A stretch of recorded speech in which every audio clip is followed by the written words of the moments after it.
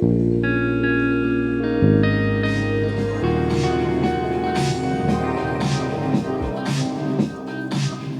thing teenagers are naturals with is technology. And for those of us at Radio 1 and 1 Extra, keeping pace every day with the fast-changing media consumption habits of young listeners, innovation is our stock in trade. We're transforming the way we make our programs in order to deliver them to listeners in a way that increasingly they tell us they want them, which is Now Please and On My Phone. We've just launched a series of phone-first programs. But if we're to continue driving the kind of value to the music industry that we have done for decades, it's essential that we transform the way we reach audiences with the content we both create and curate. Do we have any festivals in the room? That's good. Any labels or artist managers in the room? Each year festivals have issues getting content from the artists who are performing, so we're going to bring together festivals, media, artist managers and labels within this panel to speak to you about how they come together each year and how we're going to kind of get over their conflicting issues and how we can make that work.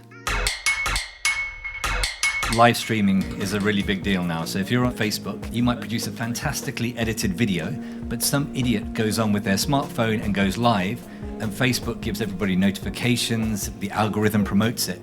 So if you want to get attention on things like Facebook, you need to be live streaming. I was editor of enemy.com, so running a big digital brand, and now pretty much started one from scratch with Loud and Quiet, and we've developed all of it. So launched podcasts, videos, website, radio shows in the space of a year. So it's kind of about changing media landscape and applying it to a brand new thing, which is really exciting. I think the really hands-on approach of how we cover festivals in the Netherlands with 3 for 12, so really give you a sort of behind-the-scenes look on how we do it and why we do it. We have to experiment with telling stories on the internet. Podcasting is the main issue, and also the use of visuals together with podcasts where audio is leading.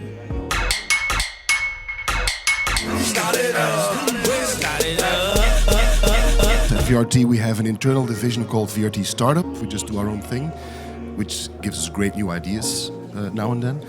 And the thing we did the last couple of months was a research track called Hack the Sound, where we were looking for better online and on-demand audio storytelling for 25 to 45-year-olds.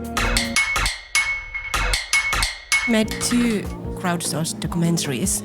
Everything began as experiments with no money and with no time, and it ended up like these huge productions. I will tell how to motivate hundreds of people all over the world. It's a documentary about Mokro rappers. It sets an example how we as Noisy tell our stories, create our stories, deliver them, and how we pick the best platforms that we want to spread our story through. I work for Brandpunt, where they asked us, could you please spread the stories in whatever way you feel like doing, which is what we did. And Brandpunt Online has the youngest audience of all the serious journalist programs. So it works.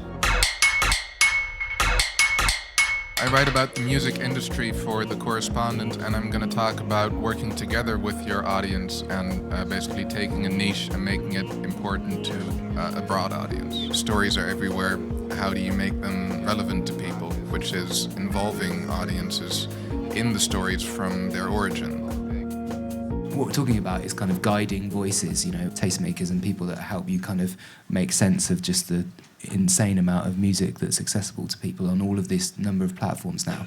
The data versus disc jockey, I think that battle is gone. Everybody sees that this is useful because it's not about the data, it's about you can know things, you can get information, you can get feedback from your audience. So why should that be something negative? Most of the techniques now are there and they're accessible. You can import them in your company, you can implement them. That's not a problem. It's not that only Facebook can do that and Google can do that. That everybody can make algorithm-based services or the combination of curated and algorithm-based services.